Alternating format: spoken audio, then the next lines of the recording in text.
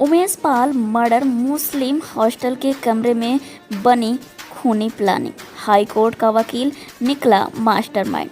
आपको बता दें, प्रयागराज में चंद दिन पहले ही हुए उमेश पाल खूनी हत्याकांड की प्लानिंग इलाहाबाद हाई कोर्ट के एक युवा वकील के कमरे में बनी।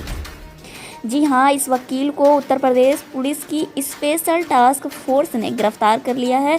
आपको बता दें, सूबे की सरकार में कोहराम मचा देने वाले इस दोहरे हत्याकांड में यूपी एसटीएफ ने जिन 12 लोगों को अपनी टॉप 10 सूची में नामजद किया है, उनमें से गिरफ्तार किया जा चुका वकील भी एक है। बाकी 11 मोस्ट वांटेड में से 2 भाई जेल में बंद है। इनमें एक यूपी का माफिया अतीक अहमद और दूसरा उसका भाई अशरफ है। अतीक अहमद अहमदाबाद जेल में कैद है, जबकि उसका भाई और उमेश पाल हत्याकांड का मोस्ट वांटेड अशरफ यूपी की बरेली सेंट्रल जेल में कैद है। इन तमाम तथ्यों की पुष्टि यूपी पुलिस एसटीएफ प्रमुख और अपर पुलिस महानिदेशक आईपीएस अमिताभ यस ने सोमवार दोपहर बाद विशेष बातचीत में की। अमिताभ यस के मुताबिक प्रयागराज में अंजाम दिए गए उमेश पाल दोहरे हत्याकांड के मुख्य आरोपियों में से एक षड्यंत्रकारी को गिरफ्तार किया गया है। इसे गोरखपुर से पकड़ा गया है। गिरफ्तारी षड्यंत्रकारी का नाम सदाकत, उम्र 25 वर्ष है। सदाकत पेशे से इलाहाबाद हाई कोर्ट का वकील है। उससे पूछताछ में पता चला कि हाई कोर्ट में वकालत की प्रैक्टिस से ज़्यादा उसका अपराधियों के साथ उठना बैठना था। उमेश पाल हत्याकांड की योजना को अंतिम रूप दिए जाने के दूसरे दौर की तमाम अहम बैठकें इसी सदाकत के कमरे पर हुई थी। यह कमरा सदाकत ने प्रयागराज स्थित मुस्लिम हॉस्टल में ले रखा था।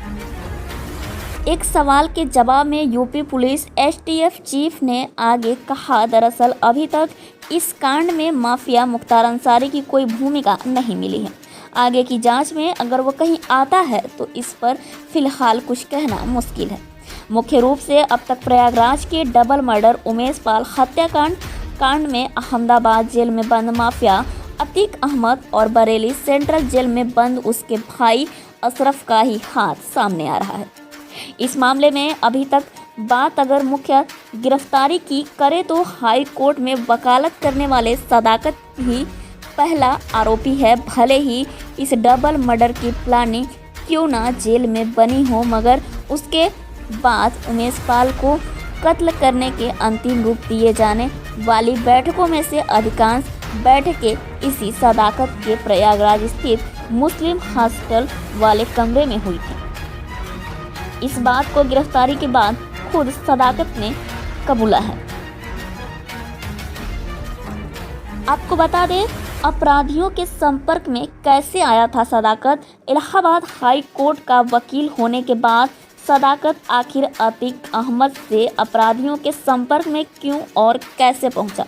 पूछने पर अमिताभ यस ने कहा, दरअसल जो कुछ सदाकत ने बताया उसके मुताबिक तो इस गैंग ने सदाकत को लालच दिया था कि इलाके में विवादित ज़मीनों के सौदे और उनसे जुड़े तमाम कानूनी मामले सदाकत के ही हवाले किए जाएंगे।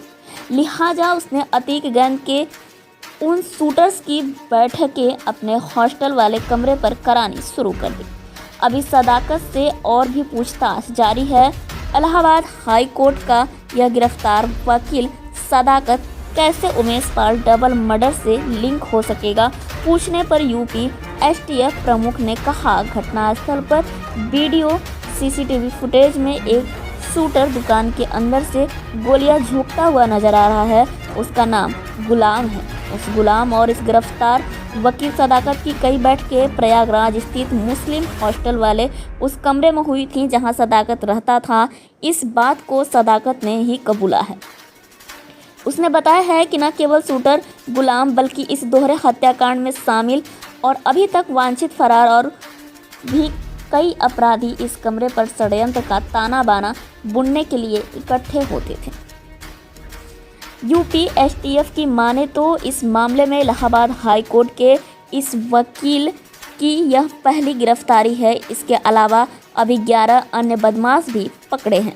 इन 11 में से फिलहाल 2 भाई और इस डबल मर्डर के मुख्य षड्यंत्रकारी अतीक अहमद और उसका भाई अशरफ 2 अलग अलग जेल में बंद है। उनसे पूछताछ की कोशिशों में प्रयागराज जिला पुलिस की टीमें जुटी हैं।